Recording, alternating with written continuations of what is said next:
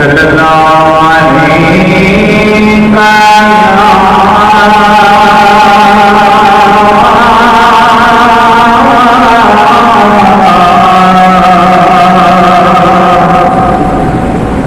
یا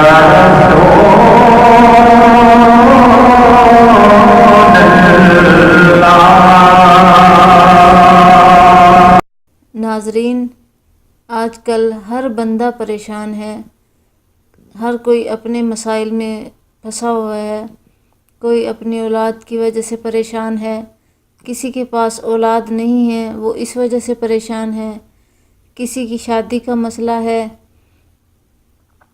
تو کوئی اپنی روزی کی وجہ سے پریشان ہے۔ میرے مائیں بہنوں، میرے بھائیوں، کبھی آپ نے یہ سوچا ہے کہ ہم دن میں کتنے کام اپنے رب کو راضی کرنے کے لیے کرتے ہیں؟ پہلے ہم اپنے رب کو راضی کریں گے تو وہ ہماری سنے گا۔ ناظرین، کبھی آپ نے یہ سوچا ہے کہ ہم دن میں کتنے نیک کام کرتے ہیں اور کتنے غلط کام کرتے ہیں؟ ناظرین، آپ میری ایک بات مانیں، آج آپ اپنے دن کے آغاز سے لے کر رات کو سونے تک کا حساب لگائیں کہ ہم نے آج کتنی نمازیں پڑھیں، کتنے لوگوں کی ہم نے مدد کی، کتنے لوگوں کے ساتھ ہم نے بھلائی کی، اور اپنے رشتہ داروں اور ہمسایوں کے ساتھ ہم نے کیا کچھ کیا اور کتنے غلط کام کیے، تو یقیناً آپ کو اندازہ ہو جائے گا کہ ہماری پریشانیوں کی وجہ کیا ہے۔ ناظرین، ہم نماز ایک نہیں پڑھتے، قرآن پاک کے ہم قریب نہیں جاتے، والدین کی ہم خدمت نہیں کرتے، کسی کے ساتھ بھلائی ہم سے نہیں ہو سکتی، رشتہ دار اور ہمسائے ہمارے قریب آئیں تو ہمیں کوفت ہوتی ہے۔ ناظرین، جب ہم ایسے کریں گے تو ہمیں پریشانی نہیں ہوگی تو اور کیا ہوگا؟ ناظرین، ایک دفعہ اللہ کے بندے تو بن کر دیکھو، پھر دیکھو اللہ آپ کے لیے کیا کرتا ہے۔ وہ تو ہمیں 70 ماؤں سے بھی زیادہ پیار کرتا ہے، سبحان اللہ۔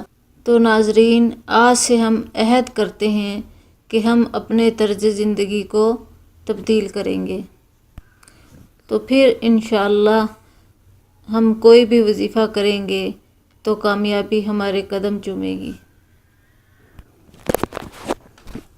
ناظرین، یوں تو اسلامی مہینے سب ہی اپنی اپنی فضیلت کے اعتبار سے اہم ہیں، مگر ربیع الاول کی تو بات ہی اور ہے۔ اس ماہ مبارک میں آپ صلی اللہ علیہ وآلہ وسلم کی ولادت جو ہوئی تھی، اس مہینے کو ہر مسلمان بڑی عقیدت و احترام سے مناتا ہے۔ یہ مہینہ اتنی فضیلتوں والا ہے کہ اس کا شمار کرنا ممکن ہی نہیں۔ آپ صلی اللہ علیہ وآلہ وسلم کی ولادت مبارک 12 ربیع الاول کو بوقت صبح 4:20 پر ہوئی۔ جب آپ صلی اللہ علیہ وآلہ وسلم کی ولادت ہوئی تو سارا کمرہ خوشبو سے مہک اٹھا۔ آپ اپنی ماں کے پیٹ سے پاک صاف دنیا میں تشریف لائے۔ آپ صلی اللہ علیہ وآلہ وسلم کا ارشاد ہے، جو شخص مجھ پر درود شریف پڑھنا بھول گیا وہ گویا جنت کا راستہ بھول گیا۔ اب میں آپ کو وہ وظائف بتاؤں گی جو ہمیں اس ماہ مبارک میں کرنا چاہیے۔ 12 ربیع الاول کو صبح کے وقت اول و آخر درود پاک اور پھر 11 مرتبہ یہ کلمات ادا کریں: یا اللہ، یا رحمان، یا غفور، یا رحیم، یا حنان، یا منان، یا دیان، یا سبحان۔ نمبر 2، جو شخص یہ وظیفہ 12 ربیع الاول کو کرے گا وہ شخص جنت میں بغیر حساب و کتاب کے جائے گا۔ اول و آخر درود پاک پڑھیں اور پھر بسم اللہ پڑھ کر یہ کلمات 7 مرتبہ پڑھیں۔ یا اللہ، یا رحمان، یا غفور، یا رحیم، یا حنان، یا منان، یا دیان، یا سبحان۔ نمبر 3، حاجت پوری ہونے کا وظیفہ۔ 1 ربیع الاول سے 12 ربیع الاول تک یہ وظیفہ کرنا ہے۔ سبحان اللہ والحمد للہ ولا الہ الا اللہ واللہ اکبر۔ نمبر 4، روزانہ آدھا گھنٹہ درود پاک پڑھیں۔ روزانہ 2 رکعت صلاۃ التوبہ پڑھیں، کم از کم 3 روزے رکھیں۔